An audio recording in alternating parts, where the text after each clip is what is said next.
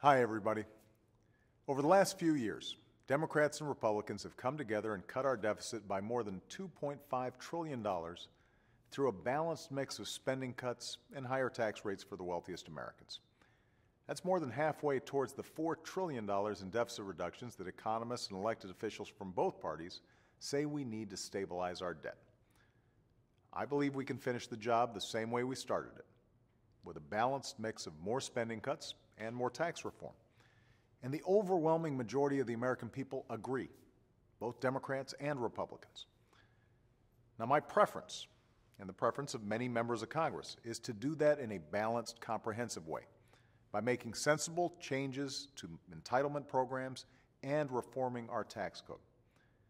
As we speak, both the House and the Senate are working towards budget proposals that I hope will lay out this kind of balanced path going forward.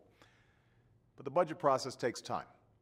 And right now, if Congress doesn't act by March 1st, a series of harmful automatic cuts to job-creating investment and defense spending, also known as the Sequester, are scheduled to take effect.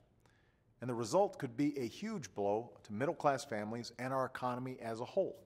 If the Sequester is allowed to go forward, thousands of Americans who work in fields like national security, education, or clean energy are likely to be laid off. Firefighters and food inspectors could also find themselves out of work, leaving our communities vulnerable. Programs like Head Start would be cut, and life-saving research into diseases like cancer and Alzheimer's could be scaled back. Small businesses could be prevented from getting the resources and support they need to keep their doors open. People with disabilities who are waiting for their benefits could be forced to wait even longer. All our economic progress could be put at risk. And then there's the impact on our military readiness. Already the threat of deep cuts has forced the Navy to delay an aircraft carrier that was supposed to deploy to the Persian Gulf. As our military leaders have made clear, changes like this affect our ability to respond to threats in an unstable part of the world. And we'll be forced to make even more tough decisions in the weeks ahead if Congress fails to act. The good news is there's another option.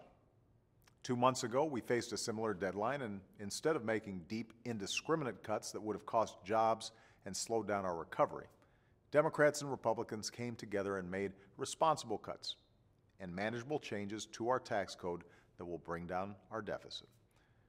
This time, Congress should pass a similar set of balanced cuts and close more tax loopholes until they can find a way to replace the sequester with a smarter, longer-term solution.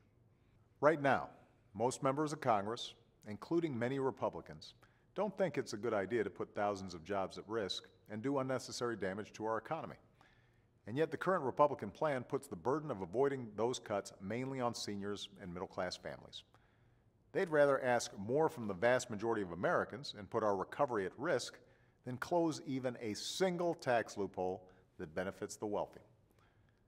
Over the last few years, we've made good progress towards reducing our deficit in a balanced way.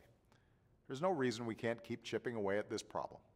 And there's certainly no reason that middle-class families and small businesses should suffer just because Washington couldn't come together and eliminate a few special interest tax loopholes or government programs that just don't work. At a time when economists and business leaders from across the spectrum have said that our economy is poised for progress, we shouldn't allow self-inflicted wounds to put that progress in jeopardy. So my message to Congress is this: let's keep working together to solve this problem. And let's give our workers and our businesses the support they need to grow and to thrive. Thanks, and have a great weekend.